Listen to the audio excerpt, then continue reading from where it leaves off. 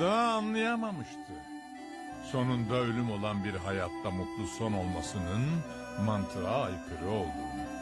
Ölüm mutlu bir son olamazdı kimse için. Ama yine de insanlar kendilerini kandırmak için hayatlarını dönemlere bölüyorlar ve ancak o dönemlere mutlu sonlar uydurabiliyorlardı.